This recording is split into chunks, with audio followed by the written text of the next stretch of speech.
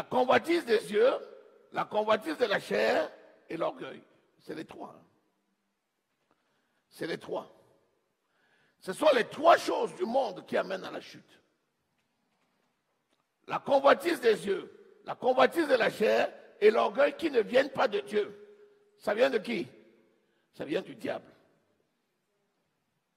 C'est la barrière que le diable va opposer pour faire chuter les élus. Pour celui qui n'est pas encore dans la parole, le diable va l'occuper à faire autre chose. Ne crois pas, c'est des bêtises. Dieu n'existe pas. Voilà ce que le diable va lui dire. Mais pour ceux qui sont déjà dans la maison, le diable va agir sur les yeux, sur les sensations de la chair, et va susciter l'orgueil pour faire tomber. Ces trois choses viennent d'où? Du diable. La convoitise des yeux. Qu'est-ce que tes yeux voient? Pour accomplir la volonté de Dieu dans ta vie, tu dois garder tes yeux fixés sur Jésus.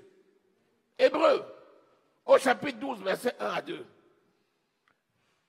Il dit, nous dont le visage découvert, le visage découvert, nous sommes entourés par une nuée de témoins. Courons dans la carrière qui nous est ouverte, les yeux fixés sur Jésus, qui donne la foi et qui la fait grandir. Parce que si en entrant dans la carrière, tu promènes les regards à gauche et à droite, tes yeux vont se porter sur ce qui va te perdre. C'est pour ça que le Seigneur dit à Josué, ne détourne ton regard ni à droite ni à gauche. Et il dit à l'homme de Dieu dans un roi, regarde devant toi, ne change pas de chemin, ne t'arrête pas, avance. La convoitise des yeux. Jésus est ma bannière. C'est lui ma provision. C'est lui qui donne la foi et la fait grandir. On dit qu'il est le chef et le rémunérateur de la foi. Il est le chef et le rémunérateur. Ça veut dire Jésus donne et la fait grandir. Parce que la foi vient de ce qu'on entend. Ce qu'on entend vient de la parole de Christ. Donc si tu gardes les regards fixés sur Christ, tu ne vas pas subir l'effet de la convoitise des yeux. Il y a le regard fixé, mais après ça, il y a ce que tu vas entendre. Il y a ce qu'on voit, il y a ce qu'on entend, et il y a ce qu'on sent en touchant, en palpant. Il y a les conséquences de nos sens. Donc la convoitise des yeux, c'est terrible. Quel film tu regardes? Qu'est-ce que tu fais sur Internet? Quels sont les réseaux? Sur les réseaux sociaux, tu regardes quoi?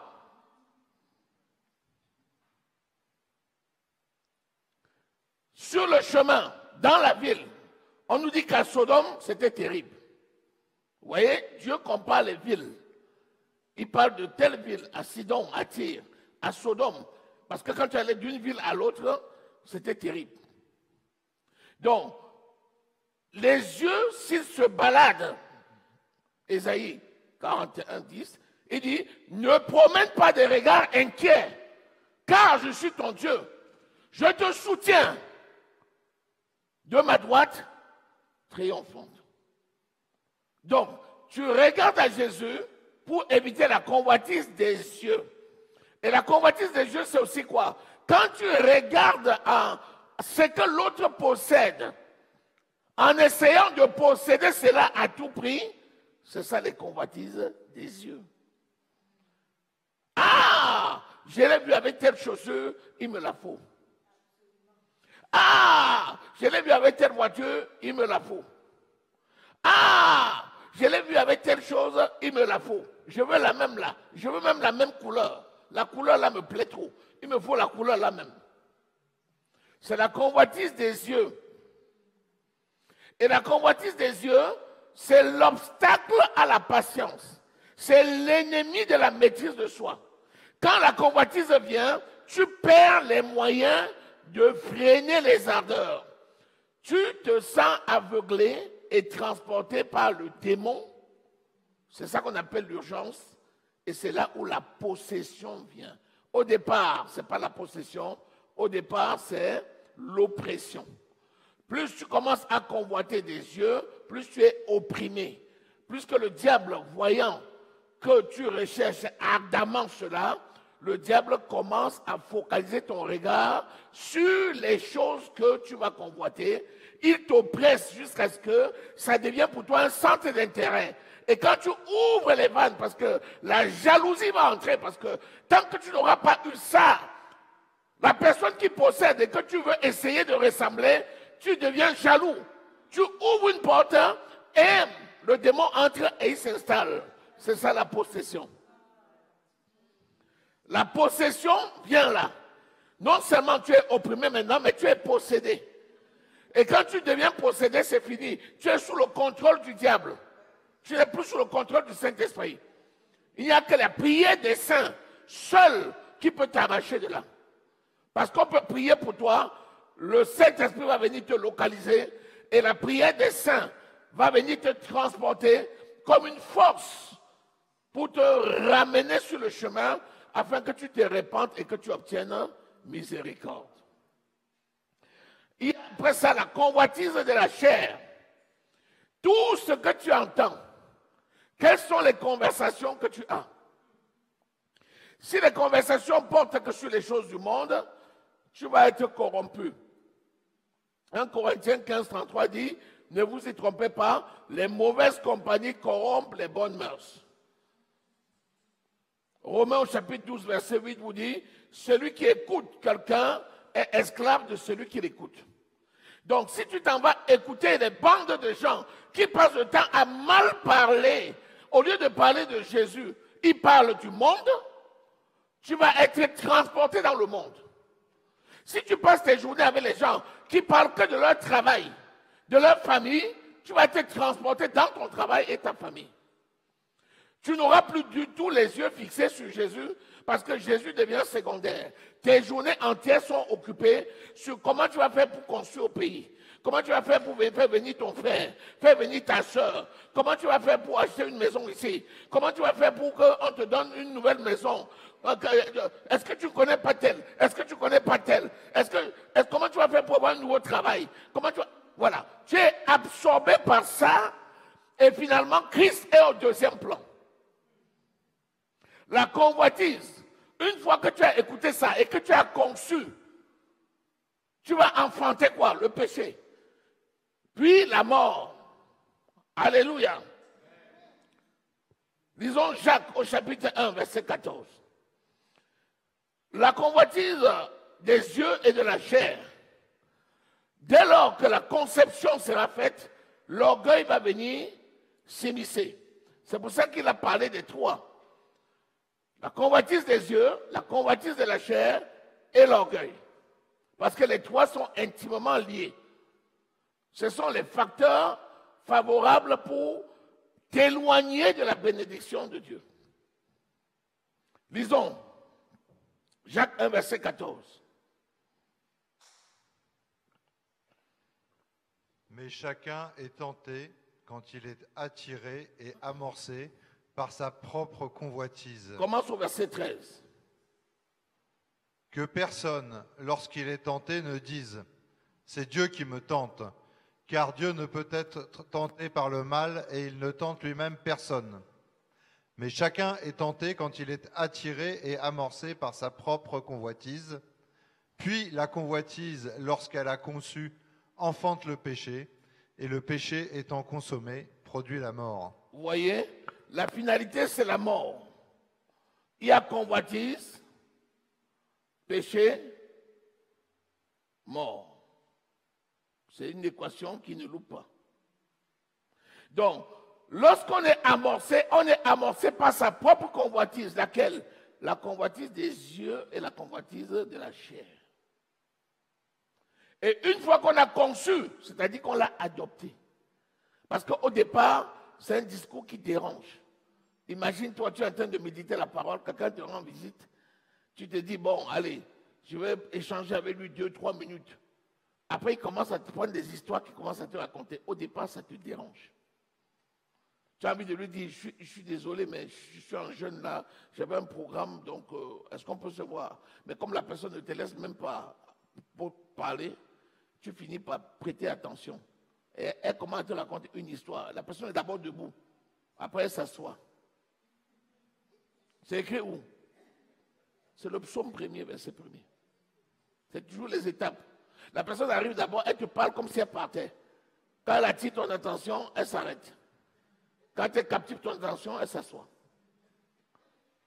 Lisez. Heureux ceux qui ne marchent pas selon le conseil, qui ne s'assoient pas en compagnie, alléluia, mais qui trouvent leur plaisir dans la loi de l'Éternel. Les étapes ne trompent pas. Même la personne qui vient te raconter des choses qui vont t'éloigner de ta destinée, sait qu'elle te raconte des choses qui vont t'éloigner. C'est pour ça qu'elle vient en passant. Est-ce que ça te dit, est-ce que tu as le temps pour m'accorder? Est-ce qu'elle peut venir rester avec toi quelques heures? Tu vas dire non. La personne vient comme si elle passait. Elle te lâche un mot, elle te regarde. Si tu acceptes le mot et tu échanges, elle se met en face de toi. Elle parle, elle dit, pardon, il n'y a même pas de chaise chez toi. C'est comment? Boum, c'est fini. Dès qu'elle s'assoit, tu ne peux plus bouger. Même ton ménage le jour-là, tu ne vas pas faire. Et tout va y passer. Toutes les histoires qu'elle a amassées depuis des mois là, ça va être déversé. Alléluia. Si tu écoutes une telle personne, c'est grave. Il faut apprendre à couper court à la conversation. Alléluia. Donc, la convoitise, on est amorcé par sa propre convoitise. Ensuite, on conçoit. Ensuite, on pêche. Puis, ça donne la mort. Est-ce que nous sommes là? Est-ce que nous sommes là? Matthieu 4, verset 19, nous dit que cette convoitise-là étouffe la parole. Cette convoitise étouffe la parole. Dès que tu as conçu la convoitise, elle va étouffer la parole. La parole qui était en toi va être dominée par la convoitise. Lisons. Marc au chapitre 4. Marc 4, 19. Vous savez, quand la convoitise est conçue, la parole qui était ton fil conducteur devient secondaire. Tu commences à réfléchir autrement. Alléluia. Vas-y, dis.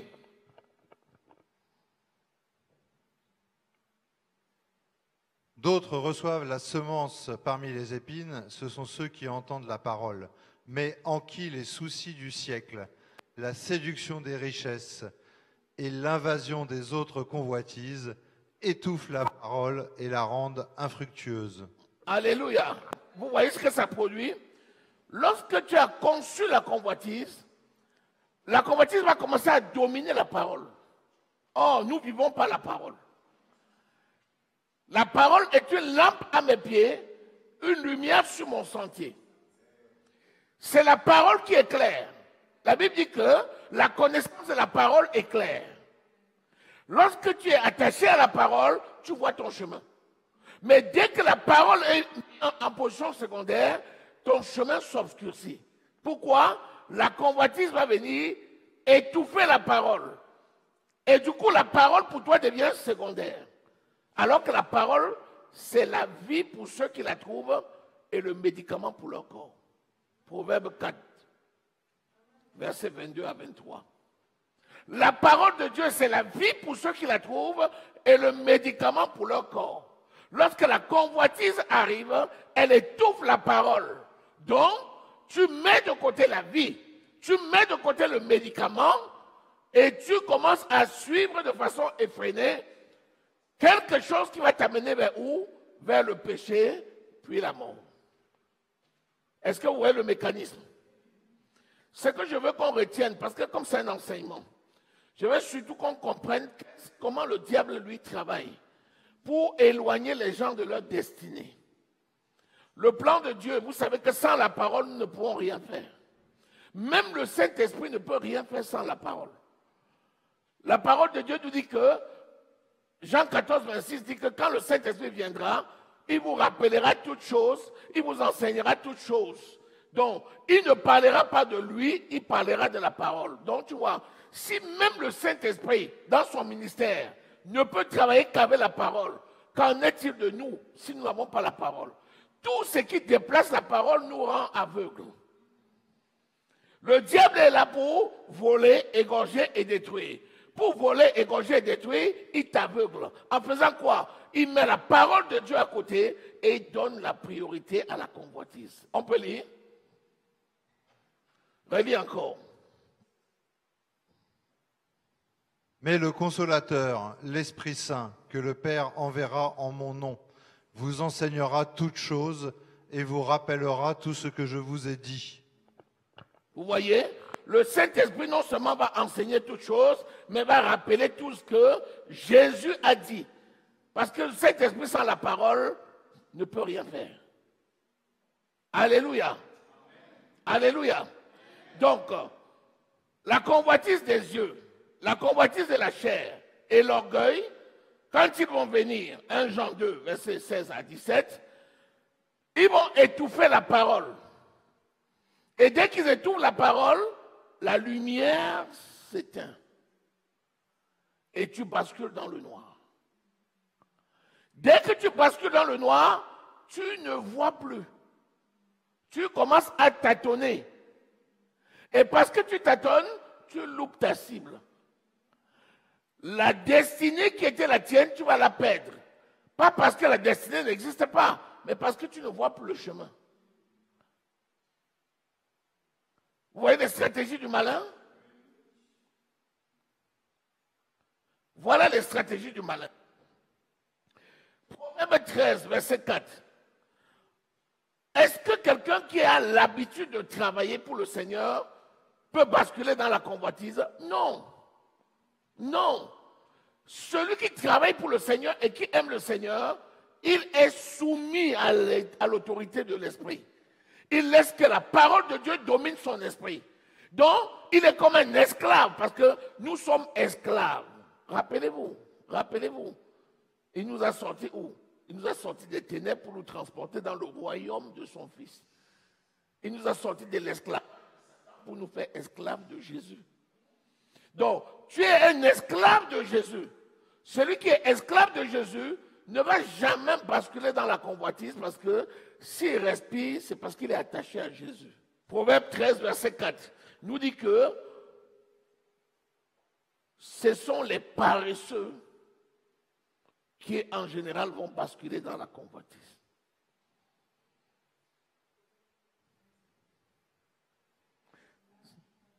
Ce sont les paresseux. Pourquoi? Un travailleur, c'est quelqu'un qui dépend de son maître. Le travailleur dépend de son maître. Un travailleur, c'est un esclave. Alléluia. Vas-y. L'âme du paresseux a des désirs qu'il ne peut satisfaire, mais l'âme des hommes diligents sera rassasiée. L'âme des paresseux a des désirs qu'il ne peut satisfaire. On nous a dit quoi? On nous a dit que ce sont des désirs effrénés, des désirs extrêmes, des désirs extrêmes. Alléluia. Donc, un paresseux, c'est quelqu'un qui désire ce qu'il ne peut pas assouvir parce qu'il ne travaille pas. Il passe le temps à dormir. Quelqu'un qui passe le temps à dormir, il peut te mettre Paris dans une bouteille. Yo, si on fait comme ça, si. Avec les si, il est capable de te construire une ville entière.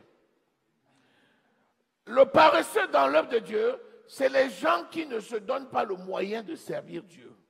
C'est les gens qui, dans l'église, ne veulent rien faire. De peur qu'on ne leur demande de faire quelque chose, ils refusent de prendre des responsabilités. C'est les gens qui viennent à l'église quand le culte a déjà commencé et qui repartent avant que le culte ne se termine. Parce que s'il est là à la fin du culte, on peut lui dire, s'il te plaît, est-ce que tu peux déplacer la chaise là? Est-ce que tu peux attendre un peu? Comme on est encore tous là, on va nettoyer ensemble le temple. Non, il est trop pressé. Dès que le culte, on a déjà donné les offrandes là, on n'a même pas encore dit les annonces, la personne prend son sac tout doucement, elle est partie.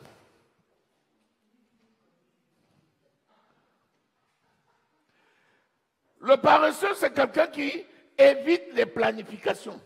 Parce que s'il est là quand on planifie, on peut lui confier une tâche.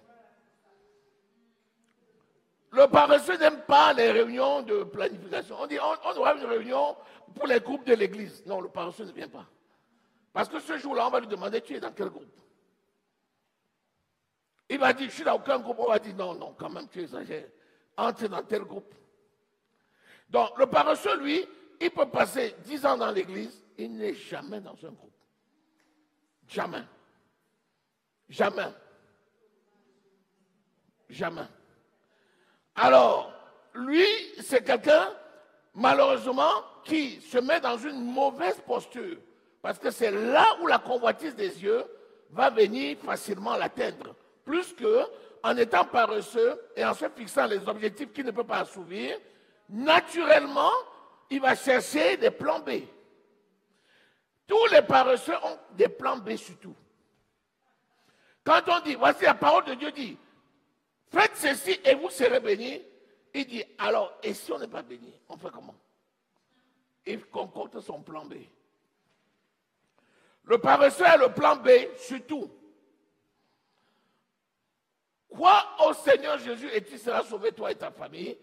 Il essaie de trouver un plan B pour sauver sa famille.